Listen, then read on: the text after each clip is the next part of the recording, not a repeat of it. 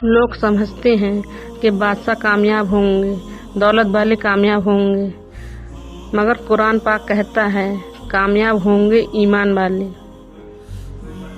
मकान कच्चा हो या पक्का, जिंदगी गुजर ही जाएगी, लेकिन अगर ईमान पक्का ना हुआ तो आखिरत की जिंदगी मुश्किल हो जाएगी। इंसान का नुकसान माल और जान का चला जाना नहीं होता, बल्कि इंसान का सबसे बड़ा नुकसान नमाज का चला जाना होता है। जब अल्लाह चाहता है कि किसी बंदे से दोस्ती करे तो उसकी जुबान पर अपना जिक्र और दिल पर अपनी फिक्र के दरवाजे खोल देता है। बेबस, लाचार और मजबूर लोगों की मदद करें, उनकी ज़रूरतों को पूरा करें, भूखों को खाना खिलाएं, दोजख के अजाब से महफूज रखता है। आपसे जितना हो सके इन लोगों की मदद किया करें, इसका बदला अल्लाह ताला आपको कल आखिरत के वक्त देगा। सूरज के बगैर इंसान की दुनिया अंधेरा है और हिदायत के बगैर इंसान की आखिरत अंधेरा है।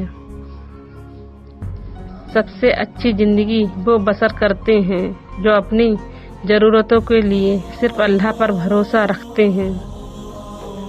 बेशक अल्लाह ताला तौबा करने वालों को और खूब पाक साफ रहने वालों को पसंद करता है।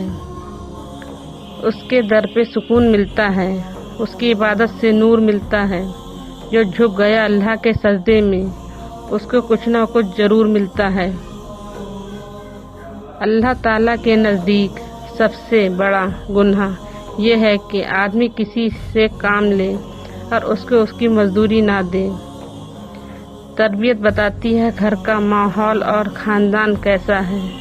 सिर्फ नाम फातिमा या मोहम्मद रखने से फ़र्ज अदा नहीं होती। हज़रत मोहम्मद मुस्तफ़ा सल्लल्लाहु अलैहि वसल्लम ने फरमाया, ताज्जुब है उस शख्स पर जो दुनिया हासिल करने में लगा हुआ है और मौत उसको तलाश कर रही है।